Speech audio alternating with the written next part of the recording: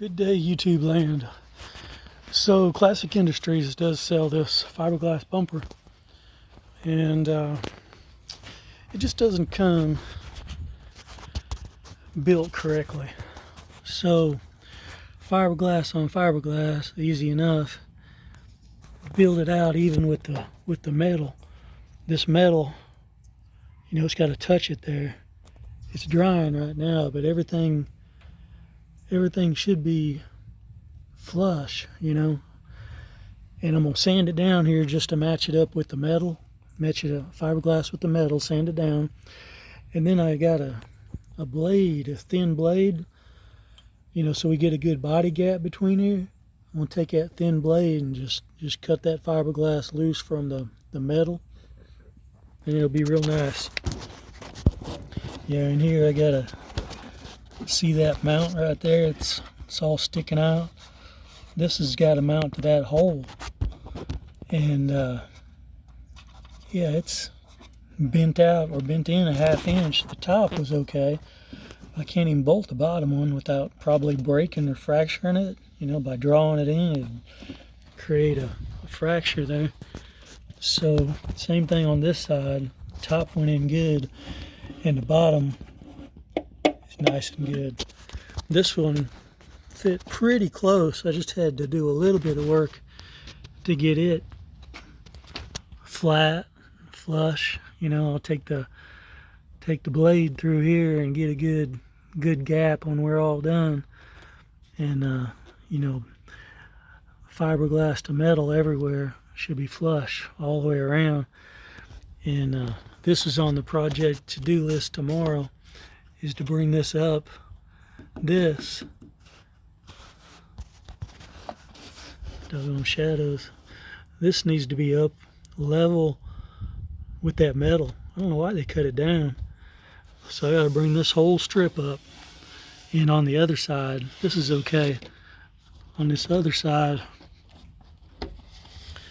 bring it all the way up. See how they cut it down right there? And they shouldn't have. I don't know. Maybe a different application. Here's my idea to get the body gap right. I don't have a jigsaw, but I'm going to try to clamp with vice grips. I'm going to put two of them together so that the width, two of them together will be about the size of a brake line. That'll give us a good gap. So if I have to, I'll take a Sawzall and run the Sawzall up from the bottom up, and then the back in, and then that little curve right there. I'll do that with the vice grips and those two blades. But yeah, while I'm detailing it all in, it's got this little, I don't know if you can see it, but it's got this little, so I gotta keep that, right there.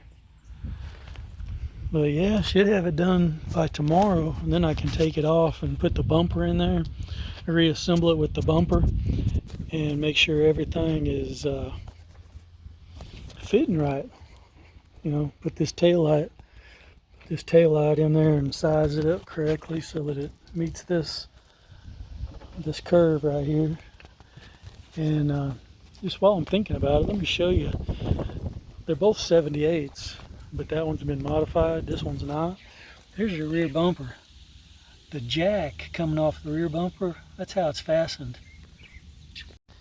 And the bumper I took off of the other car, that's how the jack support thing is mounted.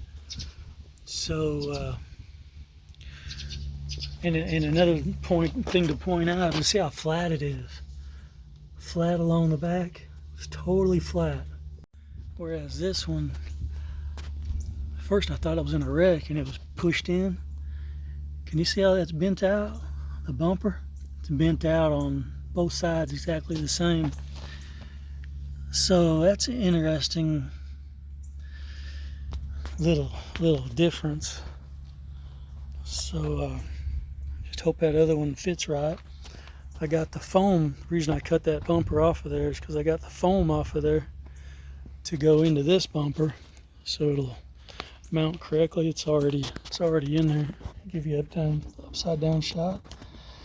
So the foam is in there. I'll just put that bumper in there, mount it to those 4 bolts there, and just make sure everything fits right.